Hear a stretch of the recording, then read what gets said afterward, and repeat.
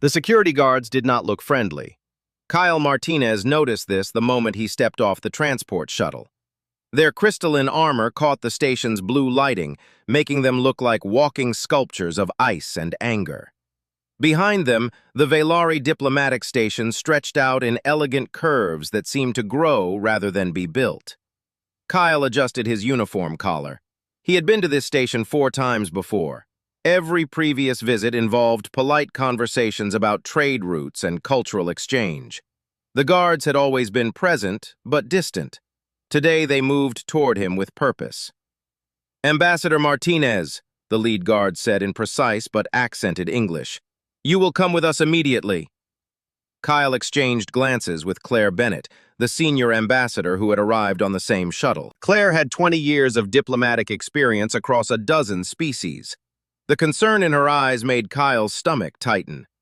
"Of course," Kyle said, keeping his voice calm. "May I ask what this is about?" The guard did not answer. He simply turned and began walking. The other guards formed a box around Kyle and Claire, leaving no room for discussion. Their footsteps echoed through the crystalline corridors as they moved deeper into the station. "This is not standard protocol," Claire whispered. Kyle nodded. Standard protocol involved meeting in the comfortable diplomatic lounge, sharing refreshments, exchanging pleasantries. This felt like being arrested. The corridors changed as they walked. The public areas with their soft colors and welcoming designs gave way to older sections. Here, the walls displayed intricate patterns that seemed to shift and pulse with their own light. Kyle recognized them from his cultural briefings. These were the royal sections, places where human diplomats were rarely invited. They stopped before massive doors that reached 3 times Kyle's height.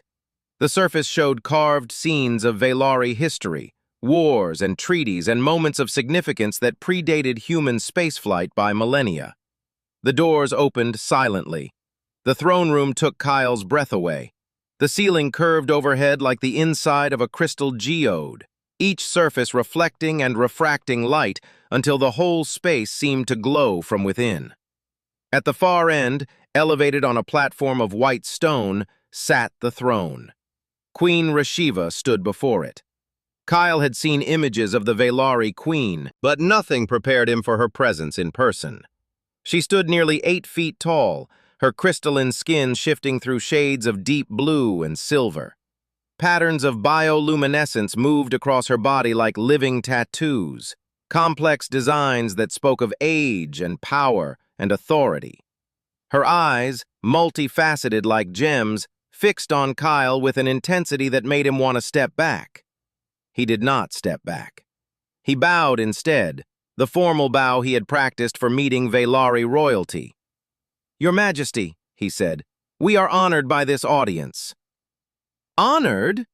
The Queen's voice resonated through the chamber, not loud but impossible to ignore. "You speak of honor?" Kyle felt Claire tense beside him. This was already going wrong, but he had no idea why. Queen Rashiva descended from the platform. Each step seemed deliberate, controlled, like a predator approaching prey. She stopped 3 paces away, close enough that Kyle had to tilt his head back to meet her gaze. "6 months ago," the Queen said, "your species arrived in our space. 6 months of careful diplomacy. 6 months of building trust." Her bioluminescent patterns flared brighter, angry reds and oranges mixing with the blues. "And now this." "Your Majesty," Claire said carefully, "we are not aware of any incident or offense. If something has occurred, my daughter is pregnant." The words hung in the air. Kyle's mind went blank for a moment, unable to process what this had to do with human diplomats. "We wish the princess every happiness," Claire said, confusion clear in her voice. "You do not understand." Queen Rashiva's patterns pulsed with barely controlled emotion. "Velari do not conceive by accident. Conception requires the bonding ritual, a conscious choice by both parties. My daughter has bonded with someone. That someone is human." Kyle felt the temperature in the room seem to drop. Around the edges of the throne room, he now noticed other figures. Velari nobles, their patterns muted but watchful. Human staff members who had been stationed on the facility, all looking terrified. "That is impossible," Claire said. "The medical surveys confirm that humans and Velari are biologically incompatible for reproduction." "Yet here we are," the Queen said. "My daughter carries a child. The medical scans confirm both human and Velari genetic markers. Since your people arrived at this station 6 months ago, she has only interacted with humans in any meaningful capacity." She leaned closer. "So I ask you, Ambassador Bennett, Ambassador Martinez, which of your people has bonded with my daughter?" Kyle's training took over. "Your Majesty, I assure you we had no knowledge of this situation. If you could give us time to investigate—" "Time?" The Queen's laugh was bitter. "My daughter is of royal blood. Whoever has bonded with her has created a political situation that could destabilize everything we have built between our species. Some of my advisors believe this was a calculated move by your government. Others think it was an assault upon the princess." "We would never," Claire started. "I do not care about your intentions," Queen Rashiva interrupted. "I care about results. You have 48 hours to bring me the father of my grandchild. Bring him to me, let him explain himself, and we will determine how to proceed. Fail, and I will consider this act as a violation of our treaty." The implications crashed over Kyle. The alliance with the Velari had opened 3 sectors of space to human exploration. Trade agreements worth trillions of credits. Cultural exchanges that had enriched both species. All of it could end because someone had apparently done the impossible and gotten the Velari princess pregnant. "Your Majesty, we will cooperate fully," Claire said. "We will question every human on this station." "It's me." The voice came from the back of the chamber, quiet but clear. Everyone turned. A young man stepped forward from among the human staff members. He was short for a human male, perhaps 5'8", with dark hair that needed cutting and glasses that he kept pushing up his nose. His technician uniform marked him as low-ranking support staff. "It's me," he repeated, his voice shaking but steady. "I'm the father." Queen Rashiva's patterns blazed bright enough to hurt the eyes. "And who are you?" The young man walked forward, past the shocked diplomats, past the guards who seemed too surprised to stop him. He stopped before the Queen and bowed, though his hands trembled. "My name is Daniel Cooper," he said. "I'm a xenobiology researcher assigned to the agricultural sections, and I love your daughter." 3 months earlier, Daniel Cooper had been having a conversation with a fern. "You're doing much better this week," he told the plant, carefully adjusting its position under the grow lights. "See what happens when we give you the right nutrients?" The research gardens aboard the Velari station were Daniel's favorite place in the universe. Rows of plants from Earth grew beside specimens from Velari worlds, creating combinations that should not work but somehow did. The air smelled of soil and growing things, a welcome change from the recycled atmosphere in the rest of the station. Daniel moved between the rows, checking moisture levels and making notes on his tablet. He preferred working the late shift when most other researchers had gone. The quiet let him think, let him focus on the delicate work of coaxing different biologies to coexist. "You talk to them?" Daniel jumped, nearly dropping his tablet. He spun around to find a Velari woman standing at the entrance to the garden section. She was young, her bioluminescent patterns bright and curious rather than the deeper, more complex displays of older Velari. She wore simple clothes, not the formal robes he usually saw on Velari visitors. Yes, Daniel admitted, feeling his face heat with embarrassment. "Studies show that talking to plants can help them grow, something about the carbon dioxide and vibrations." He pushed his glasses up his nose, a nervous habit. "Though I mostly do it because no one else is around to judge me." The woman laughed, a sound like wind chimes. "I will not judge you. I think it is kind." She stepped closer, looking at the plants with genuine interest. "What are you growing here?" Daniel relaxed slightly. At least she seemed friendly. "This section is an experiment in hybrid ecosystems. We're trying to see if Earth plants and Velari plants can share soil and nutrients without competing destructively." And can they? Sometimes. This tomato plant and this Valari moss are actually helping each other. The moss provides nutrients the tomato needs, and the tomato's root system creates spaces that help the moss spread. Daniel pointed to another section. But over there, that wheat is killing everything around it. We're still learning. The woman knelt beside the successful pairing, her patterns pulsing with soft blue light. It is beautiful, life finding ways to connect across differences. She looked up at Daniel. I am Lyria. Daniel Cooper. I'm part of the xenobiology research team. He paused. I'm sorry, I should probably know who you are. Have we met at one of the cultural briefings? Lyria's patterns flickered with what Daniel would later learn was amusement. No, we have not met.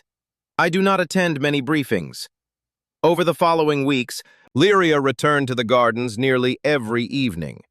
Daniel began to expect her, even bringing an extra chair so they could sit together among the plants. She asked endless questions about Earth biology, about how plants evolved, about the ecosystems Daniel had seen before coming to space. In return, she taught him about Valari philosophy. She explained how her people saw all life as connected through invisible threads, how they believed every living thing sang a unique song that harmonized with others.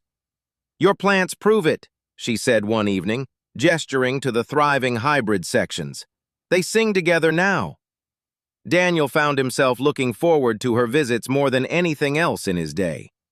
Lyria made him laugh with her observations about the absurdities of diplomatic protocol. She listened with genuine interest when he rambled about photosynthesis or soil composition. With her, he did not feel like the awkward junior researcher that everyone overlooked. He felt seen.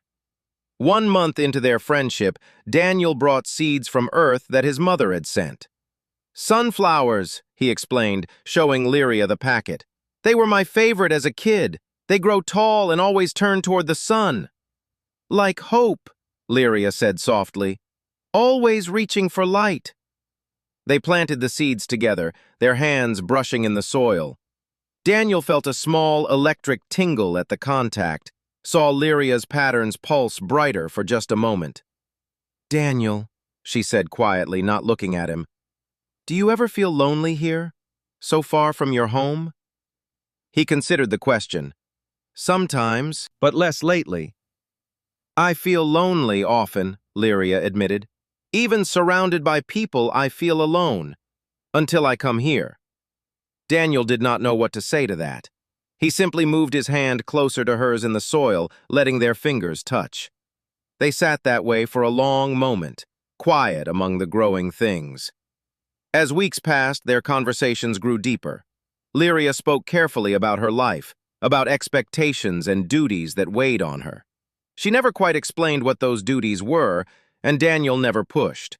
He told her about his childhood, about parents who never understood his fascination with plants, about feeling invisible in a world that celebrated louder, more confident people. You are not invisible to me, Lyria said. 2 months after their first meeting, Lyria arrived at the gardens looking troubled. Her patterns swirled with agitated colors Daniel had not seen before. What's wrong? He asked immediately. I cannot stay long tonight. There are responsibilities I have been avoiding. She looked at the plants they had grown together, at the sunflowers now nearly 3 feet tall. Daniel, there is something I should tell you about who I am. You're Lyria, Daniel said simply. That's all I need to know. She turned to him, her multifaceted eyes reflecting the garden lights. You are a very strange human, Daniel Cooper. I'll take that as a compliment. They stood facing each other in the quiet garden. Around them, earth plants and Valari plants grew intertwined, proving that connection across difference was possible. In my culture, Lyria said slowly, there is a ritual. A way we show complete trust and deep feeling for another person. We call it bonding. What does it involve? Daniel asked. I would show you my patterns, all of them, the ones that reflect my true self, and you would accept them. She hesitated. It is not something done lightly. It is a promise. Daniel's heart pounded. He knew somehow that this was important, that it meant more than he fully understood. But he also knew that what he felt for Lyria was real. "Show me," he said. Lyria's bioluminescent patterns began to change. The throne room emptied slowly. Guards ushered out the shocked human staff members and Velari nobles, leaving only Daniel, Kyle, Claire, and Queen Rashiva. The massive doors closed with a sound like distant thunder. Daniel stood as straight as he could manage, though his legs felt like water. The queen circled him slowly, her patterns still blazing with angry oranges and reds. "So," she said, her voice dangerously quiet now that the audience was gone. "The shy plant scientist. I have been wondering when you would reveal yourself." Daniel's head snapped up. "You knew?" "I am not blind, young human. My daughter disappeared every evening for months. She returned happy, distracted, her patterns showing emotions she tried to hide." Queen Rashiva stopped in front of him. "I had her followed. I know about your garden meetings. I know about the bonding ritual." Kyle stepped forward. "Your Majesty, if you knew, why the public confrontation?" The queen's patterns shifted, the angry colors fading slightly to be replaced by deep blues and purples. "Because there are things that must be done publicly and things that must be done privately." "Sit." It was not a request. They sat on the benches that lined the throne room walls. Queen Rashiva descended from her platform and, surprisingly, sat across from them. Up close, Daniel could see the complexity of her patterns, layers upon layers of bioluminescence that spoke of centuries of life. "Daniel Cooper," she said, focusing her full attention on him. "Tell me truthfully, did you know who my daughter was when you bonded with her?" "No, Your Majesty." Daniel's voice came out steadier than he expected. "She never told me her full name. She just said she was Lyria. We talked about plants and philosophy and loneliness. She made me laugh. She listened when I talked about things no one else cared about." He met the queen's gaze. "I loved her before I knew she was a princess. I love her still." "Love," the queen repeated, as if testing the word. "Do you understand what bonding means for my people?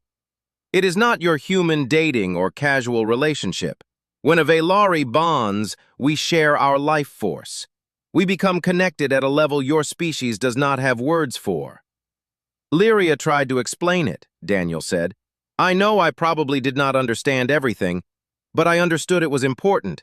I understood it was real." Queen Rashiva was silent for a long moment. When she spoke again, her voice was softer. "I was angry when I learned of the pregnancy, not because my daughter chose someone, but because she chose in secret, because she put herself at risk." The queen's patterns flickered with something that looked like fear. "Velari royal pregnancies are dangerous, Daniel Cooper. Even with our advanced medicine, my people lose mothers and children. This pregnancy, this impossible thing, we have no knowledge of how to help her." The fear in Daniel's chest transformed into something sharper. "Is she okay? Is the baby okay?" "For now, yes, but we do not know what complications may come." The queen leaned forward. "You say you love my daughter. Pretty words. But love is tested by hardship. Are you prepared to stay by her side if this pregnancy threatens her life? Are you prepared to make impossible choices?" "Yes," Daniel said without hesitation. "You answer quickly.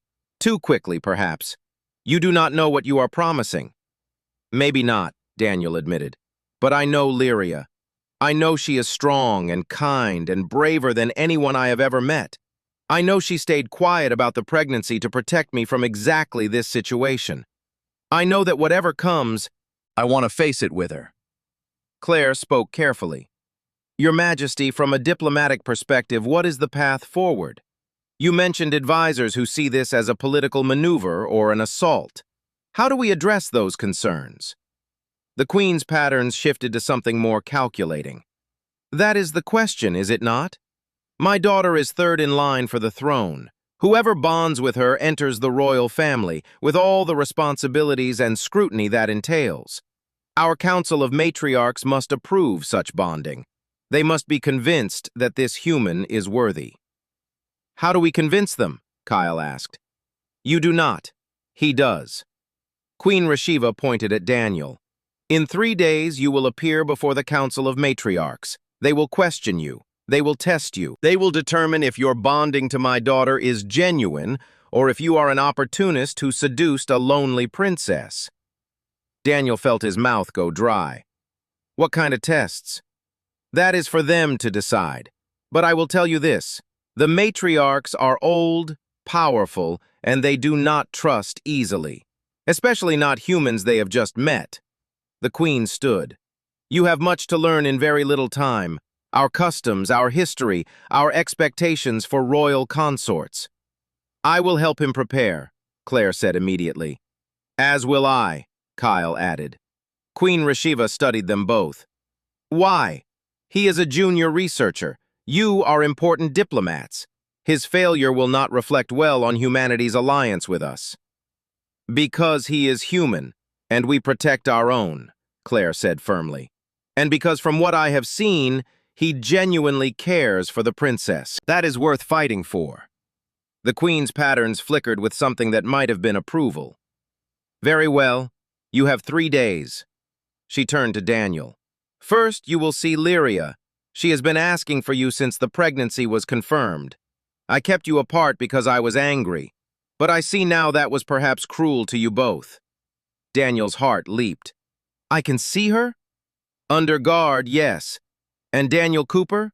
The queen's voice hardened again. If I discover you have manipulated my daughter in any way, if I find that you seek power or status through her, there is no alliance that will protect you. Do you understand?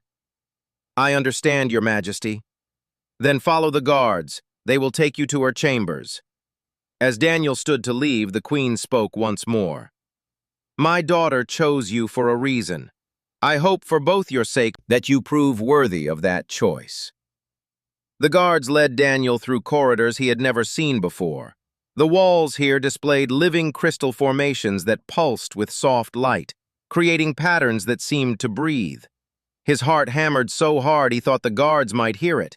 They stopped before a door carved with intricate flower designs.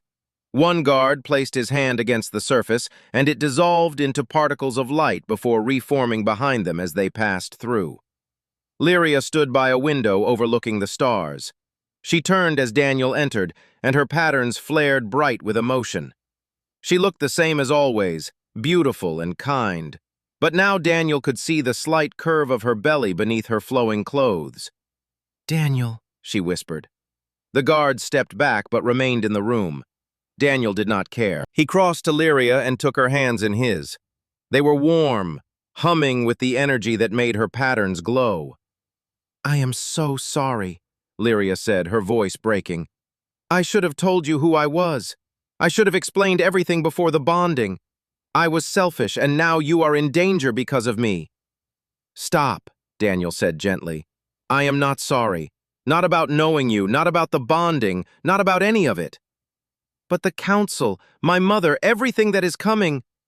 We will face it together. Daniel squeezed her hands. Are you okay? Is the baby okay? Lyria's patterns shifted to softer colors. We are healthy, the doctors say. Confused, but healthy. They have never seen anything like this pregnancy. The baby has your DNA and mine, combined in ways that should not be possible. Our daughter is already doing the impossible then, Daniel said with a small smile. She takes after her mother. Or her father, who somehow made a Velari princess fall in love with him by talking to plants. They stood close, foreheads nearly touching, taking comfort in each other's presence. Outside, binary stars painted the darkness with twin lights. Tell me about the Council of Matriarchs, Daniel said quietly. What should I expect? Lyria's patterns flickered with worry. They are the oldest and most powerful Velari. They have lived for centuries, seen empires rise and fall. Matriarch Savara is the eldest. She values tradition above all else. Matriarch Kelna studies philosophy and will test your mind. Matriarch Vess oversees military matters and will question your strength. I am not strong, Daniel said. Not in the way warriors are strong. There are different kinds of strength, Lyria said. You stood before my mother and claimed me as yours in front of everyone. That took courage. I was terrified. Courage is not the absence of fear. It is acting despite fear. Lyria placed his hand on her belly. Our daughter will need a father who is brave in his own way. Daniel felt movement beneath his palm, just the slightest flutter. Wonder filled him. She moved. She knows her father's touch, Lyria said softly. They stayed that way for a long moment before Daniel spoke again. Lyria, your mother said royal pregnancies are dangerous. She said we might have to make impossible choices. Lyria's patterns dimmed. I know. My grandmother died in childbirth. It is why my mother is so protective, so afraid. She looked up at Daniel. The doctors do not know if my body will handle carrying a half-human child. They do not know if the birth will go well. There are no records, no previous cases to study. Then we will be the first, Daniel said. We will work with the doctors, try every option, fight for you and for our daughter. And if we must choose between me and the baby? The question hung in the air like a weight. Daniel felt his throat tighten. I cannot think about that. I refuse to lose either of you. Daniel! No, he said firmly. I am a scientist. Scientists solve impossible problems. We will find a way. Over the next 3 days, Daniel barely slept. Claire and Kyle worked with him every waking hour, teaching him Velari customs and royal protocols. He learned the formal bowing styles for each level of matriarch. He studied the history of Velari royal families going back 1,000 years. He practiced speaking in the careful, measured way that showed respect. A Velari cultural expert named Sivan joined them, a middle-aged male with patient patterns who corrected Daniel's pronunciation and explained the subtle meanings behind different color displays. When matriarch Savara's patterns turn deep purple, she is considering your words seriously, Sivan explained. If they flash to sharp white, you have offended her. What if I cannot tell the difference? Daniel asked, exhausted.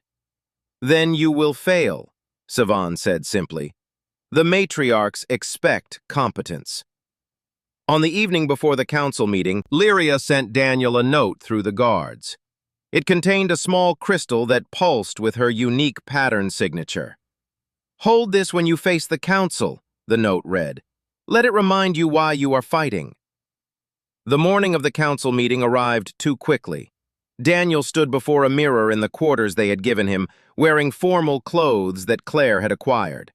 He looked pale and tired, his glasses slightly crooked. Not exactly impressive. Kyle appeared in the doorway. It is time. The council chamber was smaller than the throne room, but somehow more intimidating. 7 matriarchs sat in a semicircle, their platforms arranged so they looked down at whoever stood in the center. Their patterns were magnificent, complex displays that showed centuries of accumulated knowledge and power. Queen Rashiva sat to one side, observing but not participating. Her patterns were carefully neutral. Daniel walked to the center of the chamber and bowed in the formal style Sivan had taught him. He straightened and waited. Matriarch Savara spoke first. She was ancient, her crystalline skin showing faint cracks that only added to her dignity. Daniel Cooper of Earth, you stand before us having bonded with Princess Lyria, third in line to the throne. This bonding was done in secret, without the approval of this council. Explain yourself. Daniel took a breath. In his pocket, the crystal Lyria had given him pulsed warm against his hand. Honored matriarchs, he began, his voice steady. I cannot claim my bonding with Lyria was planned or strategic. It was simply 2 people finding connection in unexpected places. Matriarch Kelna leaned forward, her patterns pulsing with analytical blues. Connection is a pleasant word, young human, but bonding is sacred to our people. It requires understanding, commitment, the joining of life forces. How could you possibly understand what you were doing? Daniel chose his words carefully. You are right, matriarch. I did not understand the full depth of what bonding meant, but I understood that Lyria was offering me her trust, her true self. I understood that accepting meant I was promising to honor that gift. Perhaps I was ignorant of the details, but I was not ignorant of the importance. Ignorance is not an excuse, Matriarch Vess said sharply. Her patterns flashed with military precision, reds and oranges that demanded strength.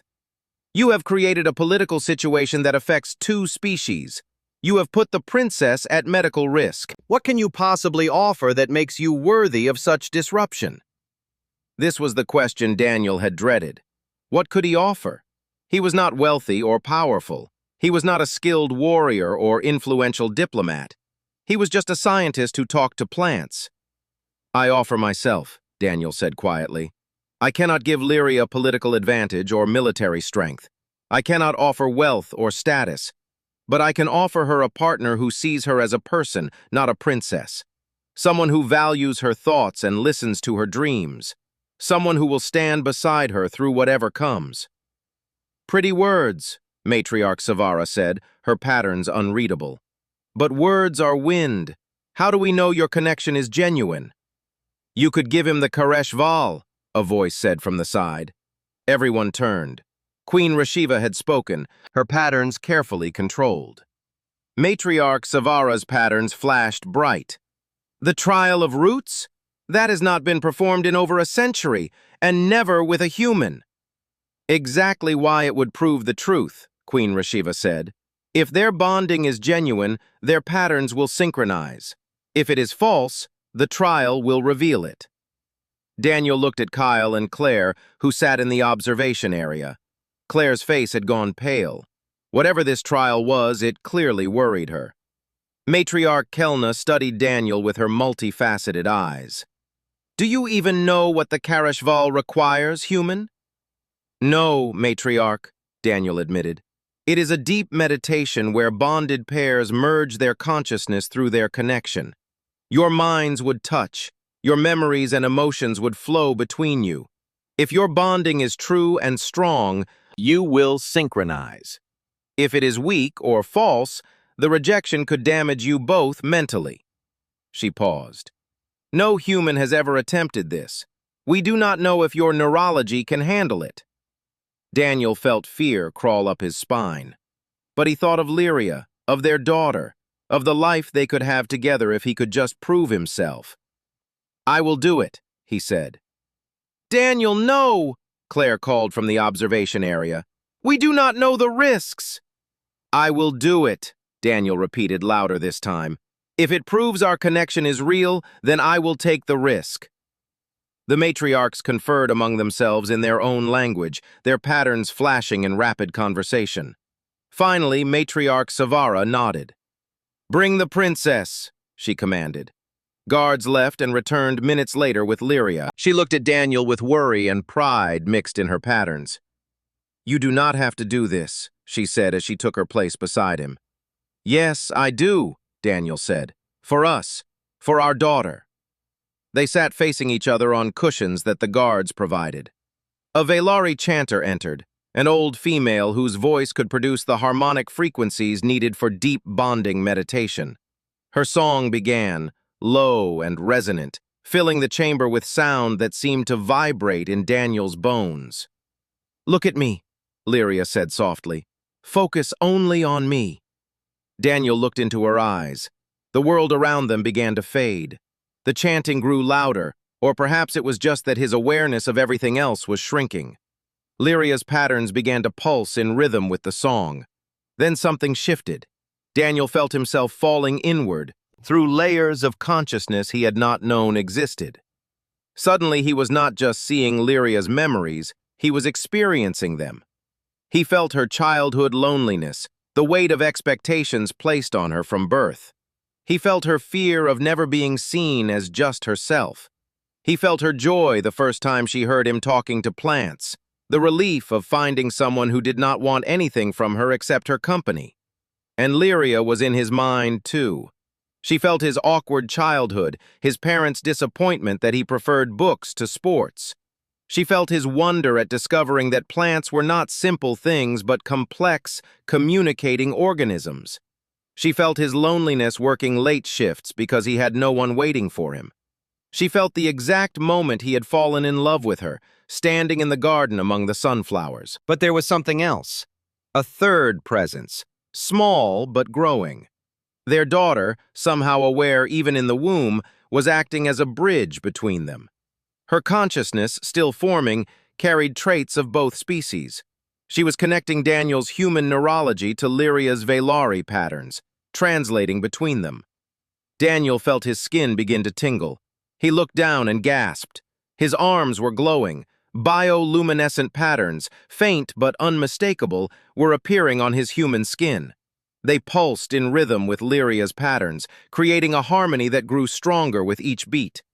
The chamber filled with light as their patterns synchronized completely. Blues and golds and soft greens swirled between them, creating colors that neither species had seen before.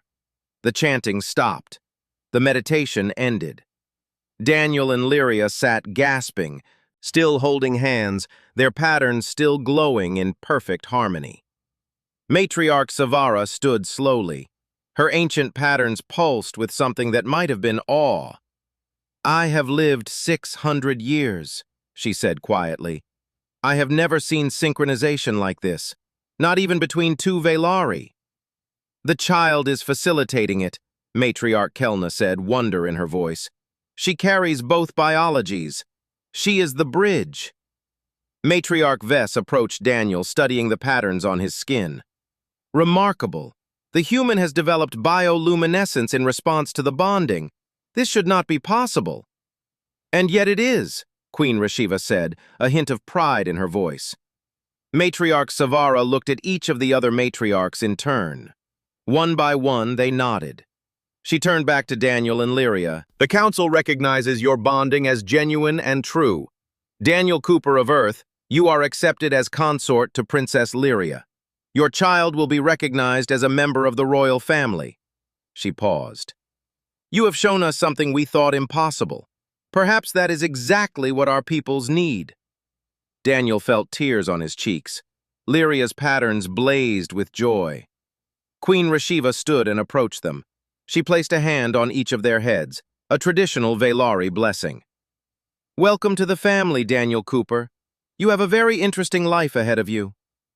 6 months later, Daniel held his daughter for the first time. She was perfect, with his dark eyes and Lyria's glowing skin. Her patterns pulsed softly, responding to both her parents' touch.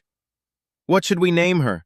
Lyria asked, exhausted but smiling. Daniel looked at his daughter, then at his wife, then at the assembled group of humans and Velari who had come to witness the birth.